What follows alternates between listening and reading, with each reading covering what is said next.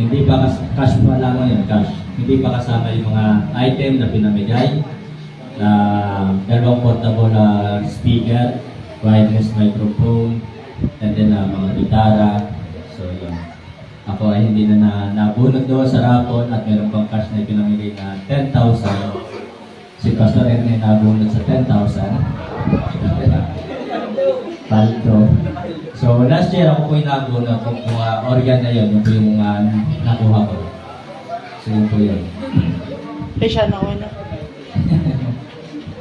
Okay, at kaya sana tayo po ay magbigay din po sa mission.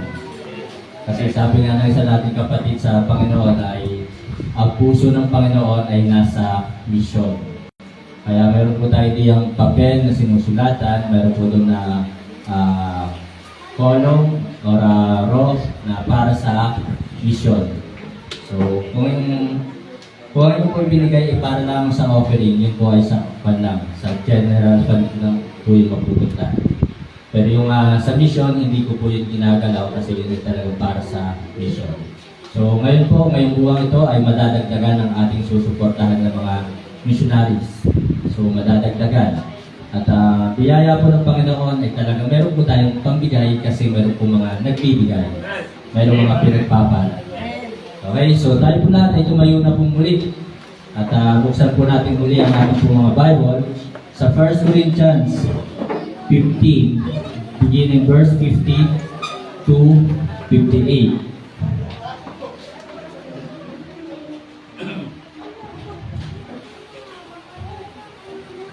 Kung nakita na po sa malakas ng pasyaman, magkaroon po tayo ng salita. Pagbasa ako po sa 50, kayo po sa 51, sabay-sabay po tayo sa 58. Verse 50. Now this I say, brethren, that flesh and blood cannot inherit the kingdom of God, neither blood corruption inherit incorruption. 51, kayo po.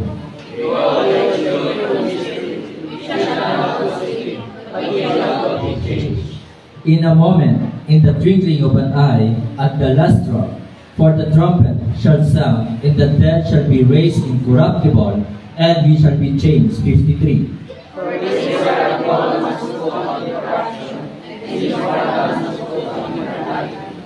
So when this corruptible shall have put on incorruption, and this mortal shall have put on immortality, then shall be brought to pass the saying that is written, death is swallowed up in victory. 55.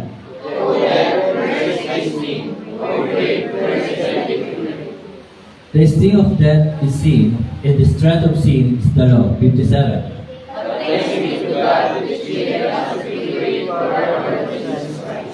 58 altogether, ready, read.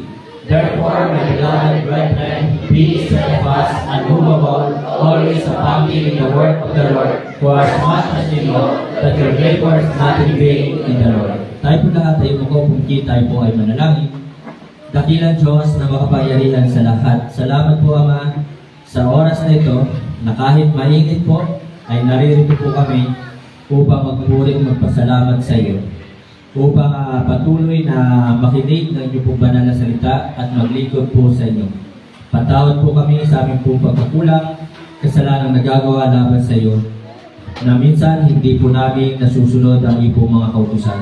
Patawad po, Banal Espiritu, patawad, pakalinisin mo po, Ama, ang aming pong puso't isipan upang matanggap po namin na may kagalakan ang inyong pong banal na salita. Salamat po sa inyong pong banal na salita. Tunay na ito po ay buhay at makapangyarihan at ito po ay kapakinabangan. Salamat na kami po ay naabot ng Ebanghelyo ng aming pong Panginoong Sus. Dalangin ko po, Panginoon, sa oras na ito, kapayapaan sa Jerusalem, kaligtasan po ng mga taga-Israel, at dalangin ko po, Panginoon, matigil na po kaguluhan sa Middle East. Kalooban mo po ang siyang masunod. Salamat po, Panginoon, sa lahat ng ginawa mo po sa amin, sa paggabay, pag-iingat, sa provision, protection, at sa lahat ng mga biyaya na hindi po ipinagkakalit sa amin, na hindi ka nagsasawa, na ito po ay ipagkaloob sa amin. Muli, itago mo po ako, Ama, sa inyong pong lingkuran. Ikaw siya makita, maluwalhati at maparangalan. At dalangin ko po, Panginoon, lagi namin tingnan ang iyong kabutihan, katapatan, ang iyong pong pag-ibig na kailanman ay hindi nagbago sa amin. Salamat po, Panginoon. We pray na patuloy po kayo magligtas sa bayang ito at sa lahat ng dako ng mundo. We pray na ang mga nanunungkulan sa bansang ito ay maligtas, kanila po may pabuhay. Ang inyong pong banal na salita ang katotohanan. Nawa, kami din po ay mamuhay na may kabanalan sa katotohanan. Salamat po, Panginoon. Ibinabalik ko po sa inyo lahat ng papurit at salamat. Ito po ang aking dalangin sa pangalan po ng aming Panginoong Jesus. Amen. Pwede na po mga po. Okay, sa mapagpalang hapon sa ating lahat at muli ang title po ng mensahe ngayong mga hapon ay Loyalty to Christ. Sabi nga po ng Revelation chapter 2 verse 10, tinan po natin ang ating pong Bible sa Revelation chapter 2 verse 10. Verse 10, Fear none of those things which thou shalt suffer. Behold, the devil shall cast some of you into prison, that ye may be tried, and ye shall have tribulation 10 days. Be thou faithful unto death, and I will give thee a crown of life. So, talagang nais po sa atin ay tayo po ay maging tapat sa Diyos, kay Kristo. Amen? Be thou faithful unto death. Maging matapat tayo na naglilingkod hanggang kamatayan. Amen? Kaya mga kapatid, mga minamahal, bawat umaga kung tayo po'y buhay pa, ito po ay chance, pagkakataon, pribilehiyo, upang tayo po ay makapaglingkod na may katapatan sa Panginoon. Nais ng Panginoon na pagharap natin sa Kanya, tayo po ay tatanggap ng crown of life. Amen? Kaya mga kapatid, mga minamahal, huwag po natin sayangin ang mga oras na ibinibigay po sa atin. So, sa buhay po ng mag-asawa, isang sukatan, ayan, wala pa ako, kayo lang muna. Sa buhay po ng mga mag-asawa, isang sukatan ng kanilang katapatan, pagtatapat sa isa't isa, ay yung hindi sila maghihiwalay. Na kahit may problema, pagsubok, kulang sa pera, kulang sa material na bagay, may kahirapan, so hindi sila maghihiwalay. Hindi nila iiwan ang isa't isa. Yun po ang sukatan sa mga mag-asawa ng pagiging tapat sa isa't isa. Walang iwanan. Tell death to us. So mga kapatid, mga minamahal, kaya talaga sabi nga ay I do. Di ba? So ibig sabihin ng I do, in despite of, sa kabila ng maliit ang sweldo mo, hindi kita iiwan. Amen po ba? Sa kabila ng tayo ay nagkakautang-utang, hindi kita iiwan. So yun po yung sukatan ng pagiging tapat sa mga mag-asawa. Sa kabila ng ako'y nagugutom at wala akong merienda, hindi kita iiwan. Sa kabila ng hindi ako makatulog sa gabi sapagkat malakas ka maghiling, hindi kita iiwan. Dadagdagan pa. So mga kapatid, wala na. Dadagdagan daw kasi. Iiwan. Iniwan ako ng microphone. So mga kapatid, yun po ang sukatan sa mga mag-asawa. Walang iwanan. Amen? Eh mga kapatid, mga minamahal, ganoon din po sa gawain po ng Panginoon. Kasi talagang hindi madali ang buhay ng isang Kristiyano. At talagang malinaw po na tayo po ay mayroong mga persecution na pagdadaanan. Hindi ko lang nasabi doon sa sukat na ako, marami akong persecution. Isa sa mga persecution na pinagdadaanan ko yung mga kapastoran. Kapag nakikita ko ng mga kapastoran nito, wala na ibang tanong, Pastor, kamusta ka na? May kapartner ka na ba? So persecution ko po yun, yung mga pastor na nagsasabi sa akin, may kapartner ka na ba? Wala pa. So yun po. So mga kapatid, mga minamahal, lahat tayo, talagang dadaan tayo ng mga persecution at mga problema. Kaya sabi ko doon sa suwat, ako'y nagpapaalam na hindi na muna akong babalik next year hanggang walang kapartner. Amen? So mga kapatid, mga minamahal, loyalty to Christ. napakahalaga na dapat ma-develop sa atin yung ating katapatan sa Panginoon. Maraming Kristiyano ngayon mababaw ang kanilang pag-ibig kay Kristo, mababaw ang kanilang katapatan sa ating Diyos, sa ating Panginoon Jesus, mababaw ang kanilang pananampalataya. Kaya nga naman, kapag mayroong mga pagsubok, problema, nawawala agad sila. Kapag may mga pagsubok, problema, umaayaw agad sila, tumitigil na sa paglilingkod, iniiwan ang ministry. Kaya mga kapatid, mga minamahal, na napakaganda sa ating pong buhay ay de-develop yung ating pong loyalty to Christ. Napakaganda sa ating pong buhay na de-develop yung ating pag-ibig sa Diyos kay Kristo. Amen? So yan po yung mga bagay na dapat nating dine-develop, pinipil sa ating pong buhay bilang isang mananampalataya. Amen? Kaya mga kapatid, this afternoon, another question. How to build or how to develop our loyalty to Christ. So, dapat tayo pinagtatanong sa ating sarili. Sarili natin yung ating tinatanong. Amen? At kaya nga kaninang umaga, nasabi ko, ang dami nating tanong.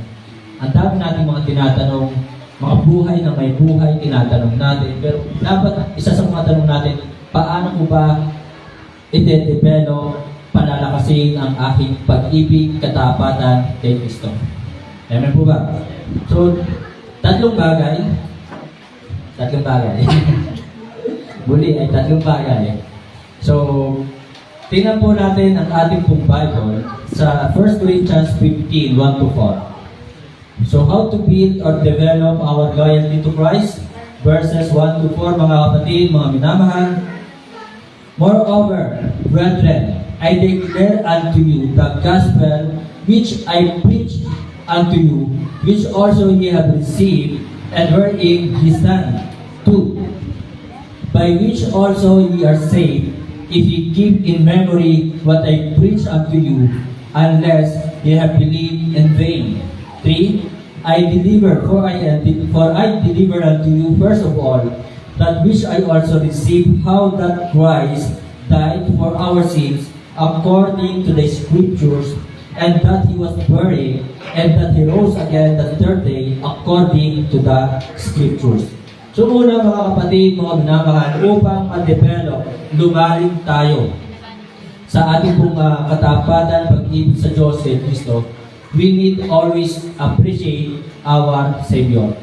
Kailangan lagi natin pasalamatan.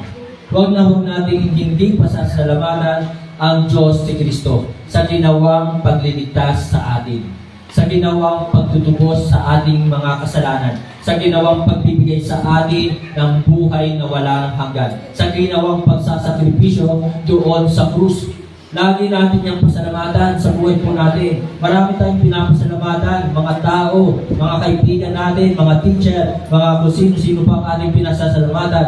Pero, una sa lahat, pasalamatan po natin ang ating Diyos, ang Panginoong Jesus, na tayo ay iniligtas doon sa kapamakan ng impyerno. Kaya mga kapatid, mga minamahal, kung mainit dito, training po yan. Training yan. So, alalahanin po natin yung ginawang sakripisyo at ito ay unang-una nating dapat ipagpasalamat sa Panginoon.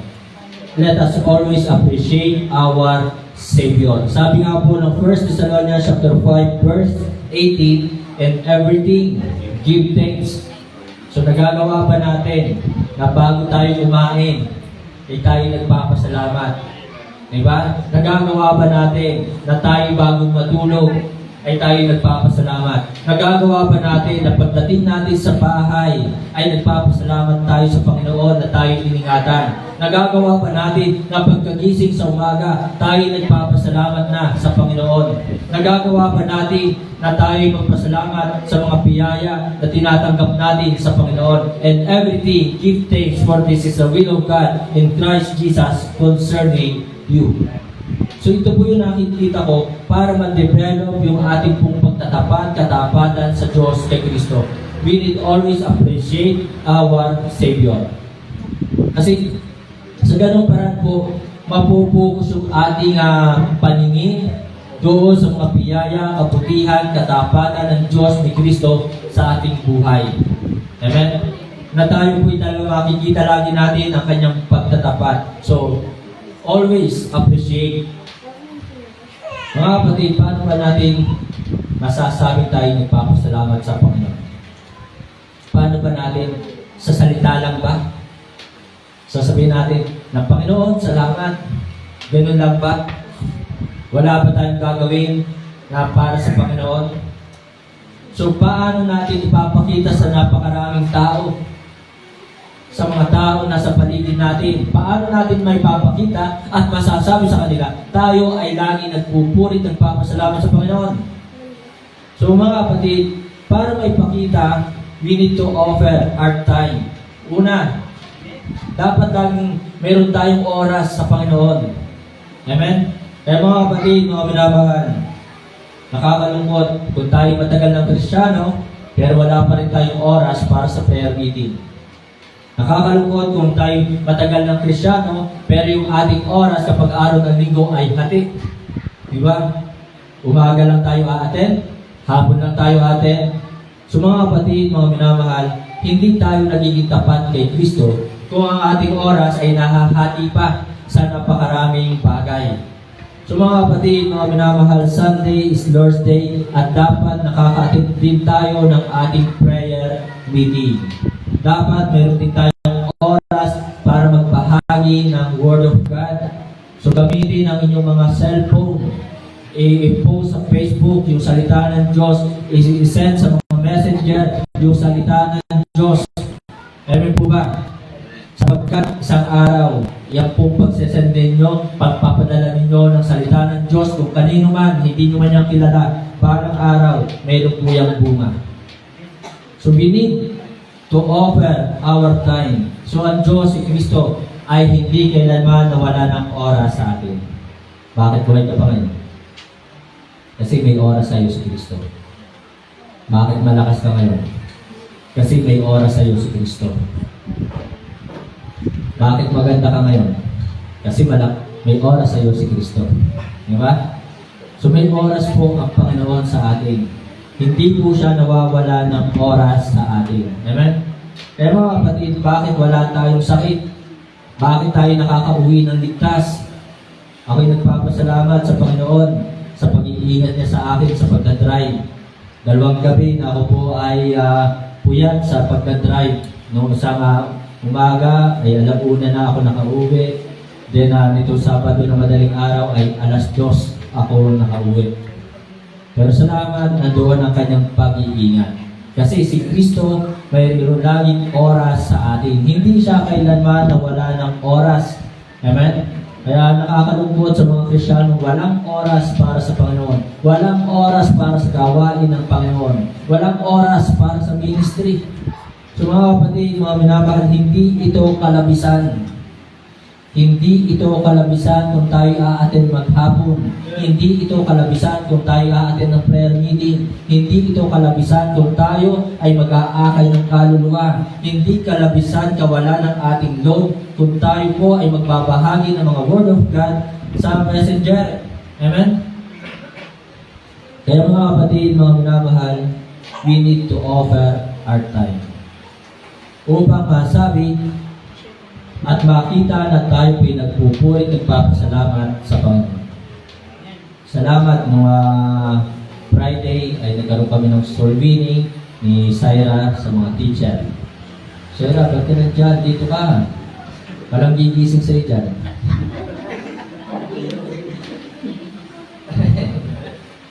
So mga kapatid, mga minamahal, yun, talaga masarap po mag-akay ng kaluluwa. Masarap po mag-soul winning.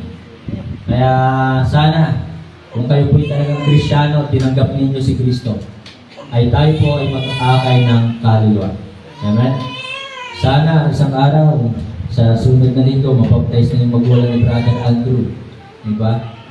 Sana pagdating ng araw, doon sa mga batang tinuturuan ni Brother Andrew, mayroon na mapapatize. Diba? Kasi yun yung ating mission, yun yung ating purpose. Go ye therefore and teach all nations, baptizing them in the name of the Father and of the Son and of the Holy Ghost. Hindi. Yun. Yun po yung ginagamit ng ibang sekta. Yun daw po yung sign of the cross. Wala naman sinabing ilagay ang kamay sa ulo, sa noo. Di ba? Sa noo. Kalaban na ilang sa... Wala naman sinabing ganun eh. Sabi na doon, go ye therefore and teach all nations, baptizing them in the name of the Father. Wala, put your hands up. Wala naman eh, di ba? Wala naman put your hands on your foreheads. Amen! Di ba? Saan ba din nakalagay yun? Tapos put your hands on your stomach. Wala naman. So mga kapatid, mga minamahal, ito yung kanilang ginagamit na sign of the cross. Na mali naman po yun. Kaya mga kapatid, mga minamahal, bakit ba tayo napunta doon? Okay. Nawala tuloy tayo. So sabi ko lang, masarap po mag-akay ng kaluluwa. Go ye therefore and teach all nations, baptizing them in the name of the Father and of the Son and of the Holy Ghost.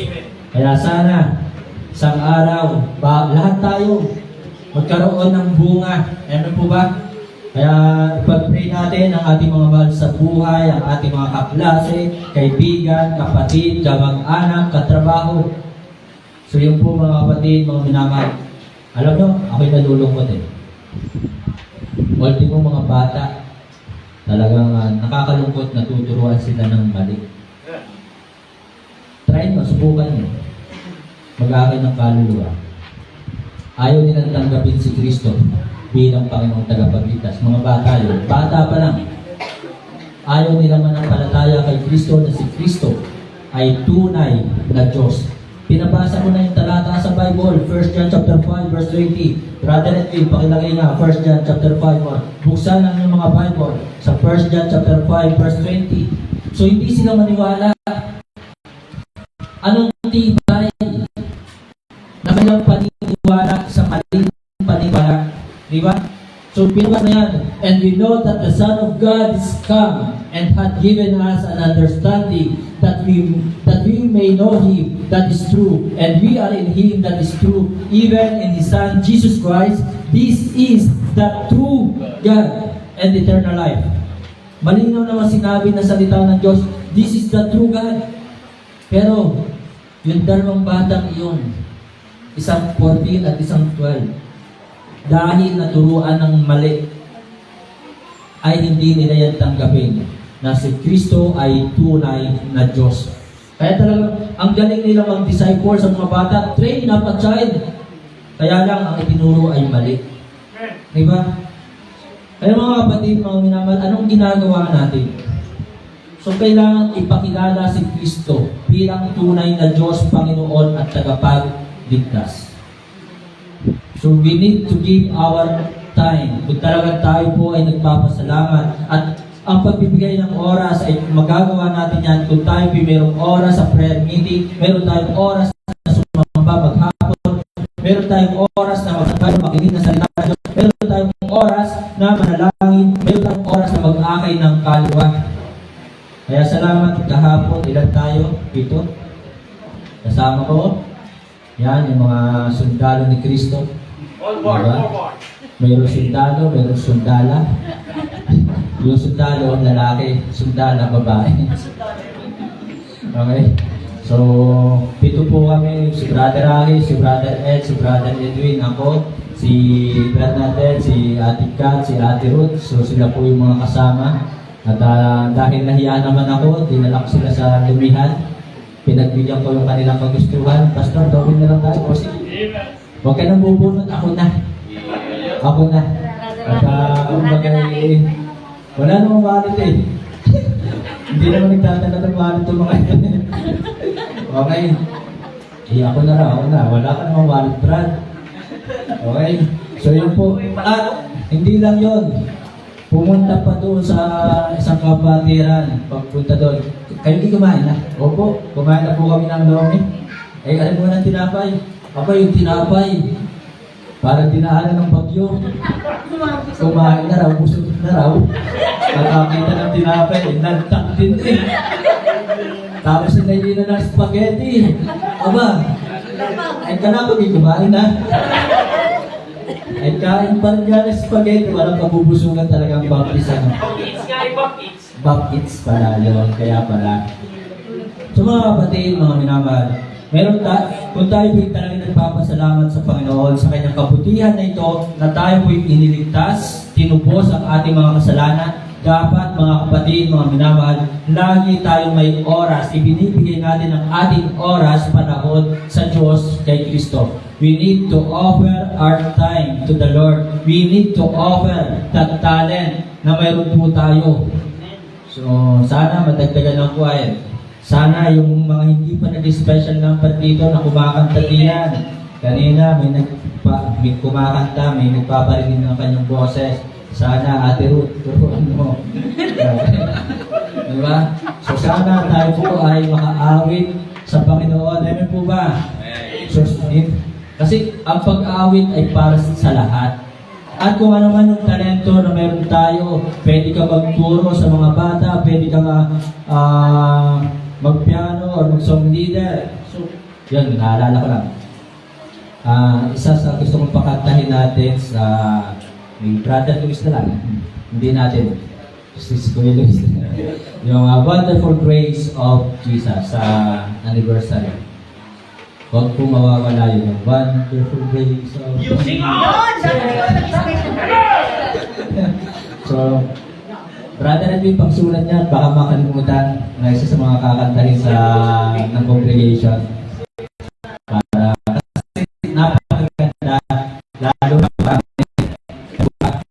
So, napakaganda po. Okay? So, we need to offer our talent.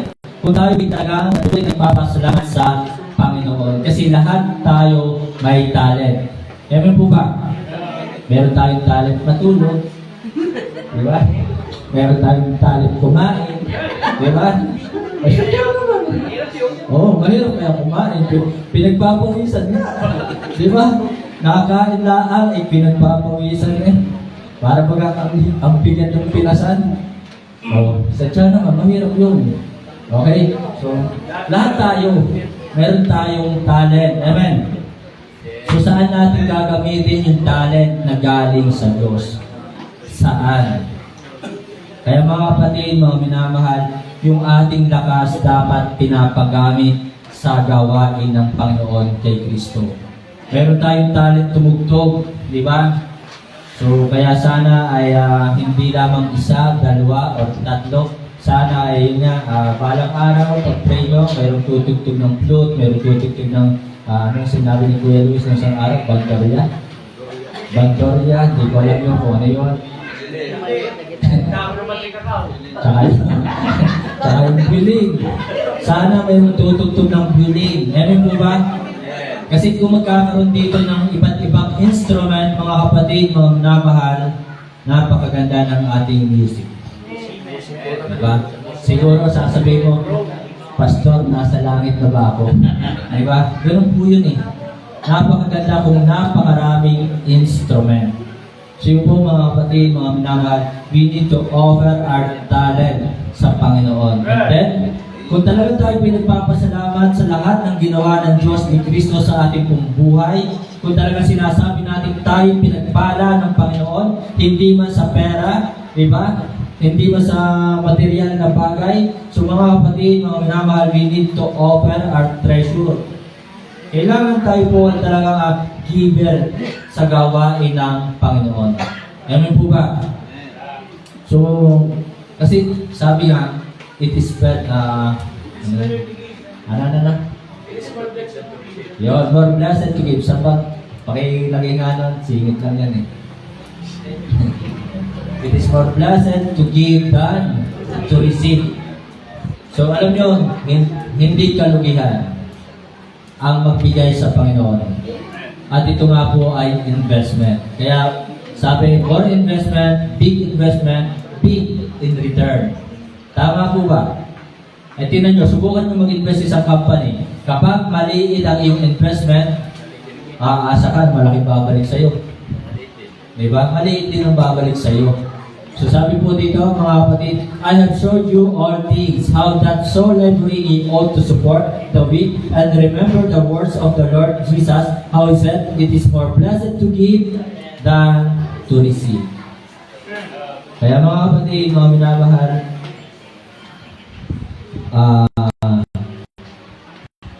yung aking nagkasusukat ay binigay ko na sa commitment para sa anniversary. Yun. Pero ganun pa man, kahit naibigay ko na yun, ay dadagdagan ko pa ang aking ibibigay para sa anniversary. So yun po mga kapatid, mga minamahal, na talagang we need to offer our treasure. Ibigay natin, magpalit tayo pa sa Panginoon, that is investment. So sabi natin po natin sa 2 Corinthians 9, tingnan nga po natin. Kasi napakaganda po. Ito yung sinasabi ko, na kung maliit ang investment mo, maliit din ang babalik sa iyo. So 2 Corinthians 9, beginning verse 6 nga, hanggang 9. Sabi po dito yan. But this I say, he which soweth sparingly shall reap also sparingly. Magtanim ka ng kakaunti, mag-invest ka ng kakaunti, aani ka rin ng kakaunti. Kaya kung malaki ang ating investment sa Panginoon, malaki po ang babalik sa atin. Then he which soweth bountifully shall reap also bountifully. So, sapat na yan, okay na yan. Kaya mga kapatid, mga minamahal, sabi ko sa inyo, napakasarap ang bigay sa Panginoon. Amen? Napakaganda magbigay sa Panginoon. So yun po mga kapatid, mga minamahal, always appreciate our Savior, and we appreciate our Savior if we offer our time, talent, and treasure. Then pangalawa, how to develop our loyalty to Christ. Sabi po ng verse 58, therefore my beloved brethren, be steadfast. Sabi niya, be steadfast, unmovable, always abounding in the work of the Lord. For as much as you know that your labor is not in vain in the Lord. So pangalawa po mga kapatid, mga minamahal, always apply the scriptures. Ating pong gawin kung ano ang nakasulat sa Bible. Ating gawin kung ano ang utos ng Diyos. Amen po ba? So, at yun nga, naalala ko na naman, obedience is doing exactly what the Lord's command. So, gawin natin ng wasto, tama, kung ano ang mga utos, pinag-uutos ng Diyos. Hindi pwedeng, pwede na yan. Okay na yan. Hindi pwedeng ganon. Ay, nakatid na ako ng umaga, pwede na ako pumunta ng SM. Hindi ganon. Ay, absent na, nakatid ako ngayon maghapon, absent na ako next week. Hindi ganon. So mga kapatid, mga minamahal, gawin po natin ng eksakto kung ano ang utos ng Panginoon upang masabi na tayo po ay nagtatapat sa Panginoon. Amen po ba?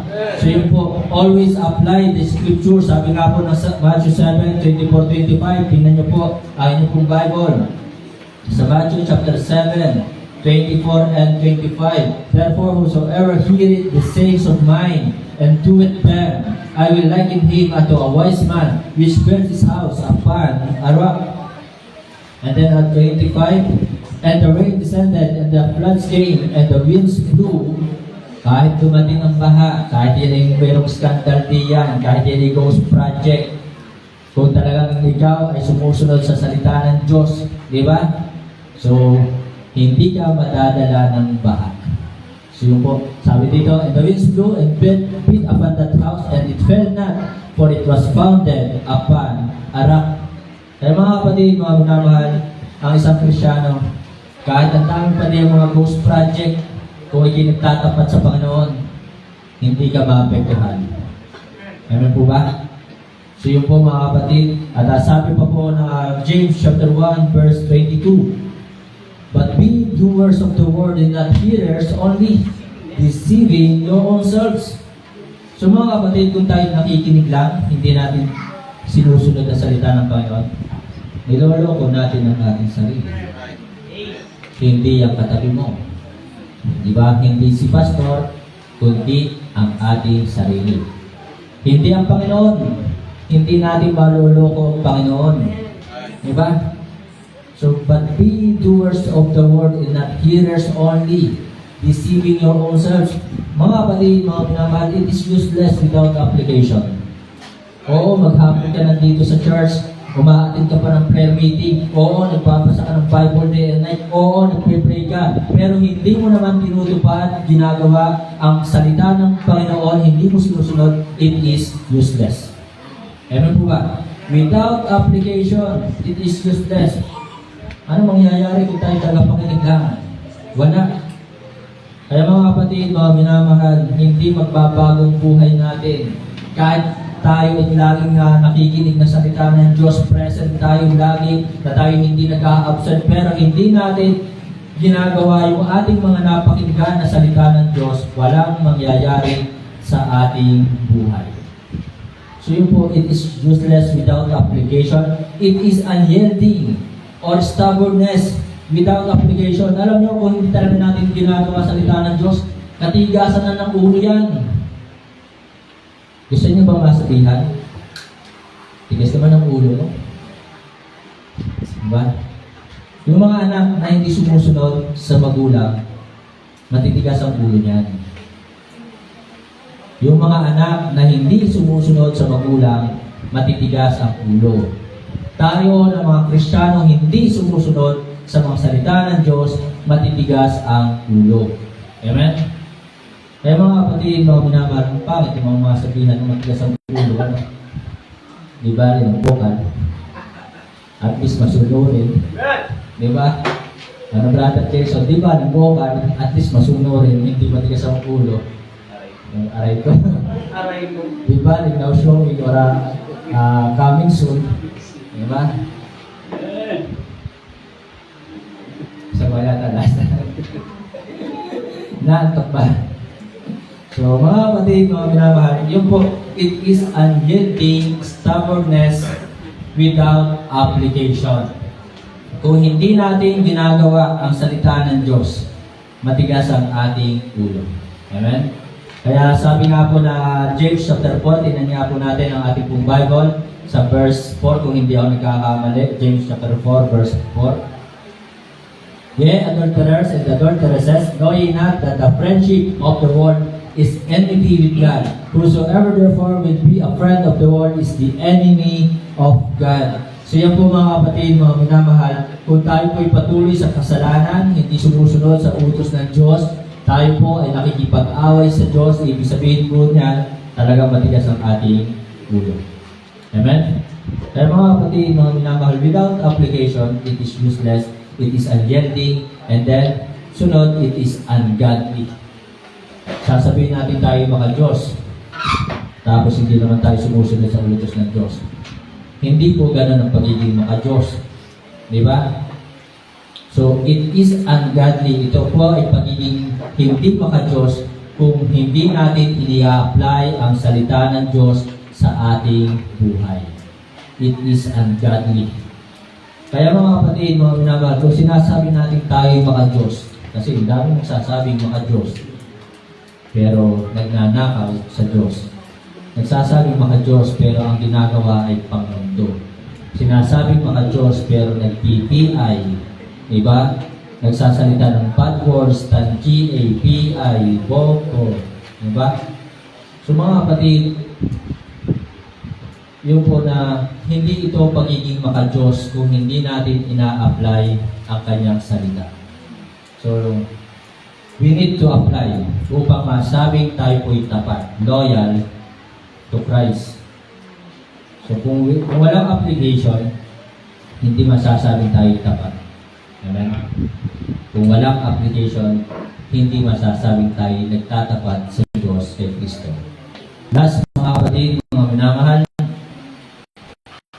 sabi pa rin po ng verse 58, therefore, beloved brethren, be steadfast and immovable, always abounding in the work of the Lord, for as much as you know that your labor is not in vain in the Lord. So steadfast and immovable, abounding, mga kapatid, mga minamahal, hindi ka magiging matatag, matibay, at hindi ka unmovable, hindi yung ikaw ay talaga hindi ka matitinag, at hindi ka magbubunga sa gawain ng Panginoon if you are not abstain from sin. So we need always abstain from sin. So hindi tayo magiging mabunga, matatag, at matibay kung tayo po ay gumagawa ng kasalanan. So yun po ang dapat makita sa atin para masabi na tayo po ay nagtatapat kay Kristo. Always abstain from sin. Kahit maliit lang yan. Diba? Sasabihin natin, ay, piso lang to. Yung hindi natin may balik sa Panginoon, piso lang to. Huwag natin lang yung piso. Kasi, still, it is sin. Diba? It is sin. So, yun po mga kapatid, mga minamahal, always abstain from sin para ma-develop yung ating katapatan kay Kristo. Para sa mag-asawa. Balik tayo sa mag-asawa. Diba? So, so sa mag-asawa, diba? Siyempre, ano ba ang mali sa isang mag-asawa? So, mali sa isang mag-asawa, kung siya ay maghahanapan ng iba. Diba? So, that is sin. So, and then, ano pa? Ano pang mali sa mag-asawa? So, mali sa mag-asawa na talaga mayroong tinatago sa isa't isa. So, yun po yun. At mali sa mag-asawa na talagang yung pera mo sa iyo lang. Diba? Dapat yung pera ng mag-asawa sa kanilang parehas yan. So kaya nga mayroon tinatawag na conjugal property. Diba? Conjugal property. So yun po mga kapatid, mga minamahal, na always abstain from sin. Para tayo po'y masabi na tayo po ay nagtatapat sa Panginoon po. Hindi po tayo iiwas tayo titigil sa kasalanan, we cannot be fruitful. Hindi tayo maging mabunga sa gawain ng Panginoon. Amen? Hindi tayo magkakaroon ng bunga, hindi tayo pagpapalain ng Panginoon. We cannot be fruitful, we cannot be faithful, we cannot be a good follower. Kung hindi tayo titigil lalayo sa kasalanan, hindi po tayo magiging mabuting tagasunod ni Kristo. Amen? So yun po mga kapatid, mga minamahal, upang masabi tayo pitapat, always abstain from sin. Lumayo, umiwas, itigil, kahit napakaliit na kasalanan. Sa tao, meron po nga malaki, maliit. Pero sa Diyos, walang malaki, walang maliit. Parehas pa rin magpapaluin ng Panginoon. So, Revelation chapter 2, verse 6 and 15. Tingnan po natin ang ating pong Bible. Revelation chapter 2, verse 6 and 15. Verse 6. But this thou hast, that thou hatest the deeds of the Nicolaitans, which I also hate. So, mga kapatid, mga minamahal, iwasan natin ang mga maling turo. Amen? Iwasan natin ang mga maling turo. So marami sa mundo ito ay mali ang tinuturo. So hindi nais ng Diyos na tayo ay makikiisa doon sa mga mali ang turo. So yun po ay kasalanan. So hast thou also them that hold the doctrine of the Nicolaitans. Yan, talagang laganap. Kaya sabi ko nga po sa inyo, subukan nyo mag-aakin ng kaluluwa. Talagang ultimong bata pa lang, 12 years old, 14 years old, ayaw tanggapin si Kristo bilang Panginoong tagapagligtas. Hindi manampalataya kay Kristo na si Kristo ay tunay na Diyos. Kaya mga kapatid, mga minamahal, yung po'y hamon sa atin. Napakalakas ng gawa ng aaway. Kaya dapat tayo po ay double time, triple time sa pagbabahagi ng salita ng Diyos. Amen. Kasi ang daming nadadaya. So yun po na talagang iba't iba doktrina, iba't iba yung turo sa mundong ito. Itinuturo si Kristo ay hindi tunay na Diyos. Amen? Kaya sana, alam nyo, sabi nga, may purpose ang Panginoon, bakit nandiyan ka sa school na yan eh? Bakit ikaw ay nandiyan sa school? Ang purpose ng Panginoon, para yung mga kaklase mo, teacher mo, maakay mo. Diba? May purpose ang Panginoon, bakit nandiyan ka sa trabaho mo yan? Para sila ay maakay mo sa tamang katuruan. May purpose ang Panginoon. Bakit tayo ay nandito sa mataas na kahoy? Bakit tayo nandoon sa kusanman? May purpose ang Panginoon. Kaya mga kapatid, mga minamahal, Sana tayo po ay tumulong sa pagpapalaganap ng salita ng Diyos. Then, Romans 13 verse 4, tinan po natin. So, always abstain from sin. Tinan po natin, Romans chapter 13 verse 4. For he is the minister of God to thee for good. But if thou do that which is evil, be afraid. So matakot tayong gumawa ng masama. Abstain from sin. Iwasan natin, yan ang ating katakutan. Paggawa ng masama. Katakutan natin ang pagsasalita ng bad words. Katakutan natin yung mga pagsisinungaling.